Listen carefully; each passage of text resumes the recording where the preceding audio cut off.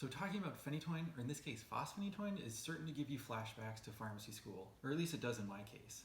But with the new ESET trial that was just published in the New England Journal of Medicine, we can actually finally ask the question, are we ready to put it on the shelf and start using levetiracetam with confidence? As long as we use 4.5 grams of it. Wait, is that right? 4.5 grams?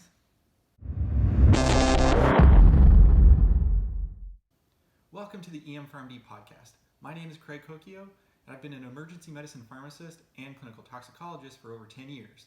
Drugs are kind of my thing, and I'm here to get you to know them a little bit better. By the end of this episode, you are going to know the key results for the new ESET trial that was just published in the New England Journal of Medicine. If you like this video and want to keep learning more about drugs and how they work, make sure to hit that subscribe button, as well as the bell so you know every time that we post a new video. You can also follow me on social media at PharmD or on empharmd.com. Today we're going to be talking about the ESET trial, which is the Established Status Epilepticus Treatment Trial, which was just published in the New England Journal of Medicine. The ESET trial is important to know because it's the best evidence we've got for second-line treatments in status epilepticus. The most evidence we've got so far is really in this study. So a great question to start with is exactly what is status epilepticus? Status epilepticus is a serious neurological emergency that's associated with a high degree of morbidity and mortality, and if not treated promptly, can lead to irreversible neurological damage. Treatment protocols for status epilepticus universally recommend benzodiazepines in the form of either lorazepam, diazepam, or midazolam as first-line agents to treat this disorder. It's so important to recognize what exactly is an appropriate dose of a benzodiazepine in this clinical scenario. All too often what we see happening is we give a standard fixed dose of a benzodiazepine like lorazepam. We give something like 2 milligrams to the average adult patient. But it's important to recognize that the appropriate weight-based dose is actually 0.1 milligram per kilogram. In reality, what we're doing for the average adult patient is actually giving a quarter of the normal dose. This becomes abundantly clear when we have a seizing pediatric patient in front of us. Everyone's got their references out looking through the appropriate dose, which is a good thing in that scenario.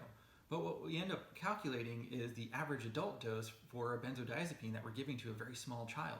And then we turn around and go to the next bed where we have a 300-pound seizing adult patient and we're giving the same dose. And while slugging an adult patient with 8 milligrams of lorazepam isn't a good idea either, what we should be doing is actually giving a small incremental dose to that target dose. But again, we're not stopping and we're not saying a benzodiazepine has failed until we get to that total dose of 0.1 milligram per kilogram. But as much as we are comfortable with benzos as first-line agents, when they do fail, we really don't know what the next best treatment option is. We have a garden variety of anti-epileptics to choose from, and all too often we just go with our standard tried and true phenytoin, or more modernly, fosphenytoin.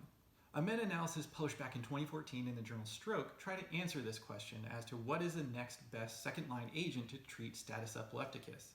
They looked at 4 common drugs that we use in the ER. They looked at levetiracetam, phenobarb, phenytoin, and valproate. And what the authors concluded, based on all the data that they were looking at, was that there was really no superiority demonstrated between any of the 4 agents they looked at, meaning that there's no reason we should be using phenytoin as our first-line go-to anti-epileptic drug in the emergency department. However, they did say there's not enough evidence to say which one is actually the best agent to use. And they threw in that hedge that most papers do, saying that, well, we need more data to reach that conclusion. And lo and behold, we actually have more data now in the form of the ESET trial that was just published in the New England Journal of Medicine. So let's take a closer look at that paper. So the ESET study was a response-adaptive comparative effectiveness study of patients with generalized convulsive seizures not responding to those initial benzodiazepines at 57 hospital emergency departments across the US. This study included patients who were 2 years of age or older treated with a benzodiazepine for generalized convulsive seizures lasting more than 5 minutes and continued to have persistent or recurrent convulsions in the emergency department at least 5 minutes after the last dose of benzo, but no more than 30 minutes after the last dose of benzodiazepine.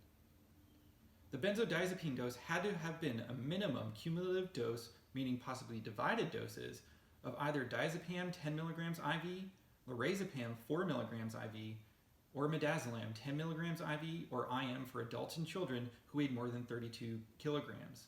For any patient less than 32 kilograms, the doses were weight-based. Patients were excluded for any of the following reasons: they had a seizure due to trauma, hypoglycemia, hyperglycemia, cardiac arrest, or post-anoxia, if the patients were pregnant or incarcerated, if they opted out of this trial, anyone who had already been treated with anticonvulsants other than benzodiazepines, if they were intubated during this current seizure episode, if they had a known allergy or other contraindication to any of the study drugs, or a known metabolic disorder, liver disease, or severe renal impairment. After meeting study criteria, patients were randomized in a 1:1:1 ratio to one of 3 blinded treatments. These 3 blinded treatments were administered in blinded infusions over 10 minutes. So patients could have gotten either levetiracetam 60 mg per kilogram with a max dose of 4.5 grams, fosphenytoin at a dose of 20 mg per kilogram with a max dose of 1.5 grams, or valproate at a dose of 40 mg per kilogram with a max dose of 3 grams. Rescue therapy was given as clinically determined by the care team for persistent or recurrent seizures after 20 minutes from the start of the trial drug infusion. One unique piece to this study was that it was a response-adaptive comparative effectiveness design. After 300 patients, the response-adaptive randomization was initiated on the basis of previously defined decision rules. The goal was to maximize the likelihood of identifying the most effective treatment. So with that, the interim analysis was planned after enrollment of 400, 500, 600, and 700 patients, where the trial could be stopped early for success or futility. The primary outcome was the absence of clinically apparent seizures and improving responsiveness at 60 minutes after the start of the trial drug infusion, without any anticonvulsant medication, including medication used for RSI. The secondary outcomes included time to termination of seizures, admission to the ICU length of stay, as well as hospital stay, and the primary safety outcome was a composite of life-threatening hypotension or cardiac arrhythmias within 60 minutes after the start of the trial drug infusion. Ultimately, there were 400 patients enrolled, of which 384 patients were unique, meaning that 16 patients were actually enrolled twice. As you can see, this is obviously lower than their target of just under 800 patients. This is because their interim analysis kicked in and stopped the trial early due to futility.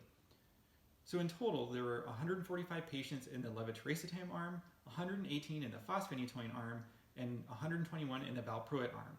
The typical patient in this study was a 33-year-old male who was seizing and had a history of epilepsy and had received at least 1 dose of benzodiazepine prior to arrival in the emergency department. For the primary outcome of cessation of seizures and improvement in consciousness at 60 minutes without other anticonvulsant medications, we see that there is really no difference between the groups, and again, this is why the trial was actually stopped early. For the intent to treat population, there is 47% of the levetiracetam patients achieved this outcome, where we have 45% and 46% in the fosphenytoin and valproate arms respectively. When looking at the per protocol analysis, the numbers really didn't change either, despite having fewer patients in each arm. There is also no significant difference in any of the secondary outcomes, including admission to the ICU length of stay, hospital length of stay, as well as time from the trial drug infusion to termination of seizures, which was roughly the same between all 3 treatment options. In terms of safety, there are numerically more episodes of hypotension and intubation that occurred in the fosphenytoin group, but more deaths actually occurred in the levetiracetam group than any other groups. However, again, these differences were not statistically significant. The authors ultimately concluded that fosphenytoin, valproate, and levetiracetam were effective in approximately half of the patients with benzodiazepine refractory status epilepticus, and they did not differ significantly with regard to safety and effectiveness. This study had a number of things we should go over in a little bit more detail before you can really interpret the results of this study and apply it to your clinical practice. The first thing that stuck out to me was how many protocol deviations actually occurred in this study. There's over 100 protocol deviations that were included in the intent to treat analysis. A lot of these, roughly 50 or so patients, had a protocol deviation with benzodiazepine administration being given too soon or too late in proximity to the study enrollment. And another 26 patients actually had an insufficient dose of a benzodiazepine administered. So in a study where we're looking at seizure effectiveness or the effectiveness of an anti-epileptic drug to treat seizures, we kind of want to make sure we're giving the right dose of an anti-epileptic drug. In this study where we were so aggressive with our anti-epileptic drug dosing, I've never seen 4.5 grams given of Keppra to any patient, let alone a seizing adult patient. We were proportionately conservative with our benzodiazepine dosing. And although the benzodiazepine dosing used in this study was consistent with what we see across the literature, for example in the Rampart study, Using 4 milligrams of lorazepam in a seizing adult patient is probably not enough to definitively say whether or not that drug has clinically failed or we just haven't given enough yet. Along the same vein, the pediatric patient population in this study actually did receive a weight-based dose.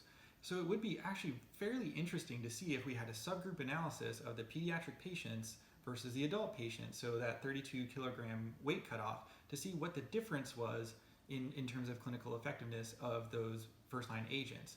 I understand that this is just hypothesis generating, and there's a lot of other confounders in that pediatric patient population that makes it different from the adult patient population, but I would have had a better idea of whether or not the first-line treatment that was used in these patients was actually clinically effective or not. Again, that plays right into whether or not the second-line treatment effectiveness that we're observing in this treatment study, is it really due to the seizure being difficult to treat, or is it due to underdosing of first-line agents?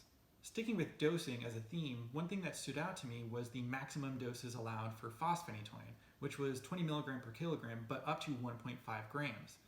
And if we looked at what kind of patient would receive that, the largest a patient could be was 75 kilograms. And although, yes, 75 kilograms was the upper limit for the weight-based dose for all 3 treatment arms, proportionally, the dose of fosphenytoin was much, much lower than what we saw across the 3 treatment groups.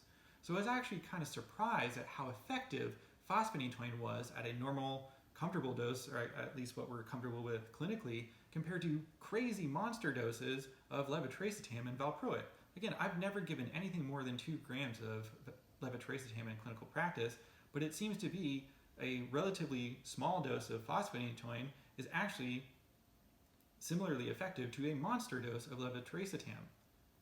And while a lot of individuals will call into question the safety of fosphenytoin, again, in this study, we didn't see any statistically significant differences in terms of hypotension or infusion reactions that we would expect from fosphenytoin. But we did see that concerning adverse event of increase in the number of deaths in the levetiracetam arm. And I don't know what would have happened if the patient population would have been larger, whether that difference would have kind of evened out between the 3 groups, which is probably the case. However, it would have been nice to see that full study population be included, but I understand the methods in the study that had those analyses, these interim analyses actually pre-planned and stopped the trial early due to futility. What would have been interesting, and I'm sure we would have seen this in the adverse events, is that if we were giving a full weight-based dose, not limiting it based on weight for fosphenytoin, we would have seen much more adverse events in that patient population. But again, what we're showing here is that this lower dose is actually fairly effective. But those are just a few of my thoughts. I want to know what you think. Are you going to start using a larger dose of levetiracetam up to 60 milligram per kilogram in your patient population, or are you going to stick with fosphenytoin? So if you think that fosphenytoin should be the first-line agent for status epilepticus, I want you to write pharmacokinetics down in the comments below. And if you think that levetiracetam at a dose of 60 milligram per kilogram should be our first-line agent as an anti-epileptic to go to in this patient population, write big dose down in the comments below. And also use this video as a starting point for journal clubs that you're having. Are we discussing the right things on this? Is this helping your discussion? Those are things I'd like to know. And don't forget to follow me on social media at PharmD, so you know as soon as I publish something new, you're going to be the first one to know. Thanks again for watching.